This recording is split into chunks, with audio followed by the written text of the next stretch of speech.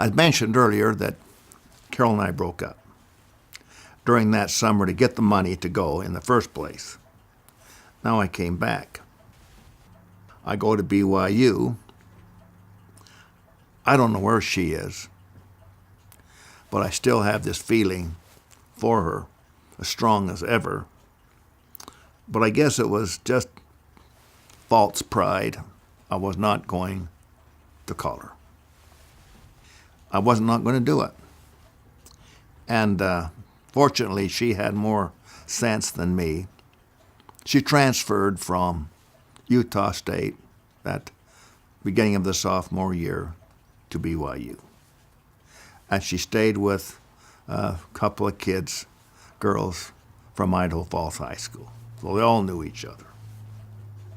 Well, I get my old job back. My old job was washing dishes in the campus dorm, which is 100% female. And I'm washing dishes. Well, I loved to do that because girls, so many of them wouldn't eat the food. So the food would come back just without even a bite taken. And I was able to take my own little fork. I could eat with certain times food that they didn't eat. And so I was able to turn that job into a way to pay for my food by just eating what they didn't eat. Well, I saw this one girl, and I found out she was kind of the talk of the freshman class. And now that I can talk and with my finger in my pocket, I asked her for a date, and she concurred. Well, then the next weekend I asked her for a second date, and she concurred. Unbeknownst to me, she had called her father in Kansas City and says, "I think I found my husband." And so on the third date, what happened, when I finished that date, and I went back to my little apartment, and now we had 4 kids from Idaho Falls, and I was the 4th one. 2 big beds, put pillows in between us so we wouldn't, two per bed, in other words. And as I entered into the house about midnight, flipped the light on, and there was Carol sitting in the one chair in the little front room. And I was stunned by that. But deep down, I was extremely pleased, well pleased. And she stood, walked up to me, and said, "You either give me your pen, your Val Hyric pen, tomorrow by 12 o'clock, or I'll never, ever talk to you again." And walked out of the house. Wow.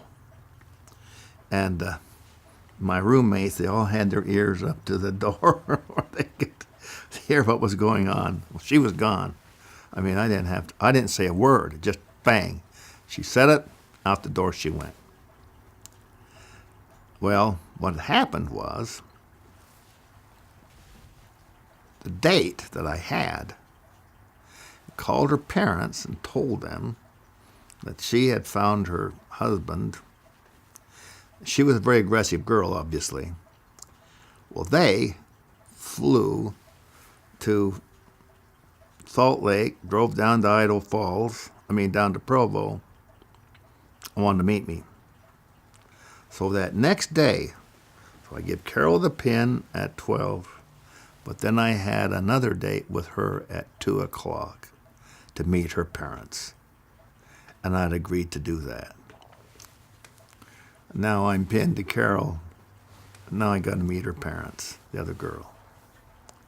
Well, and they came on strong. Real strong. I didn't know what to do about that, except my decision was made. I was not going to budge.